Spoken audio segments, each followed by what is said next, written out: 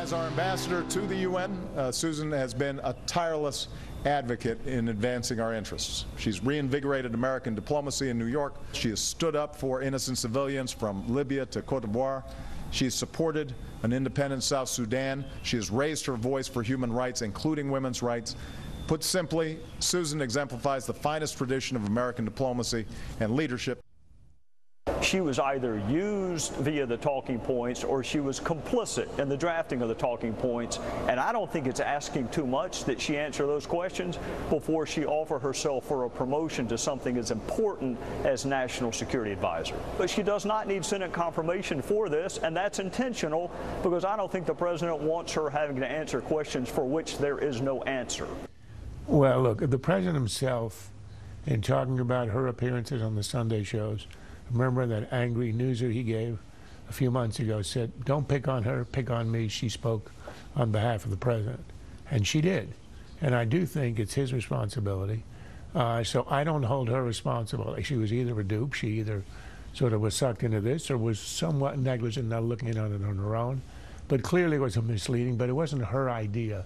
It was obviously people in the White House, in the State Department, who wanted a story that would absolve the administration of a terror attack on the eve of an election, and a story that would essentially blame America because some American had done a weird video which supposedly is the root of all evil here. So I don't hold her. And here's the irony. The way in which some hawkish Republican senators went after her, rather than I would say after the President or Secretary of State, saved her from having been nominated for Secretary of State and prevented the real interrogation of her over the talking points and their history and who told her what. And now she's going to be in the NSC. She won't have to get, she won't have to answer any of the questions. And I think she would have been a superior Secretary of State.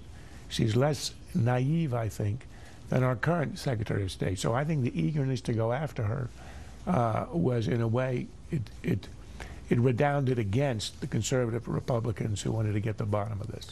Well, I think the big argument against him is that, unlike the distinguished security advisors in the past, Henry Kissinger, Scowcroft, Colin Powell, and others, he had no experience. He was essentially a political hand.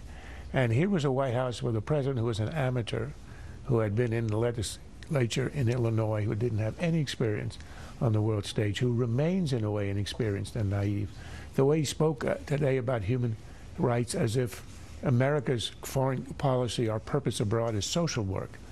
No, it's defending the national interest. We try to help where we can, but ultimately it's protection of America, advancement of our interests, which is what our national security is all about. And he had nobody in the White House who was a strategic thinker. He didn't have anybody really outside. And the results of the policy, look what happened, as you announced today, in Qusayr, that town in Lebanon. Our enemies, Iran, Hezbollah, our adversary, Assad and Russia, are walking all over our ostensible friends in the region, the rebels. And it shows this is the result of a passive, inexperienced foreign policy. Was it wise for her to deliver them on 5 Sunday shows? Maybe or maybe not, but she was doing what she was told. And so she's not the one, she's not the author of the talking points, and it wasn't her idea. She did deliver them. One quick point. Loyalty to the president is good, but loyalty to truth, integrity, and the country is better.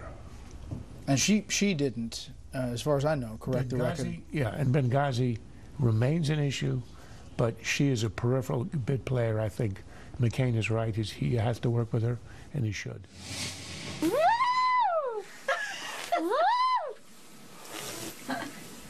10-year-old Sarah Murnahan reacting to the news that a federal judge intervened today with a temporary order forcing Health and Human Services Secretary Kathleen Sebelius to waive the age restriction policy on lung transplants, which so far she has refused to do. Sarah is dying of cystic fibrosis, needs a lung transplant, and she could not be on the adult donor.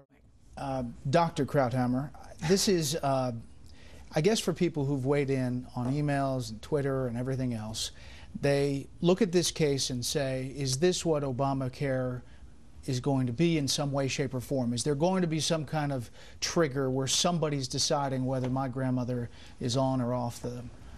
The fact is somebody always decides. And right now, the decision is based, I would assume, on science. There's a reason why they made the rule. I don't know what it is, but I'm so dismayed in America, the first resort is to make everything a legal question. The legal stuff here is irrelevant. What's relevant is the medical ethics.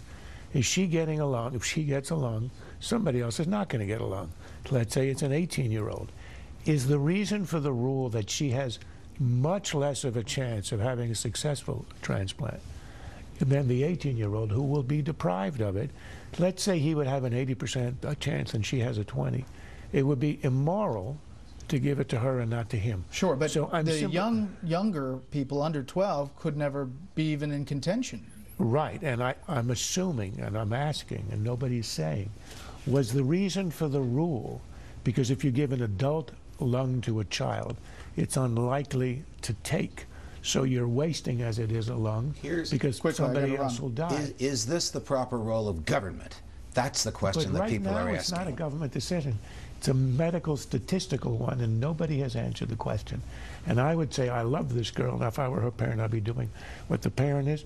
But what about the girl or boy who's number 2 on that pediatric list? Why would you exclude?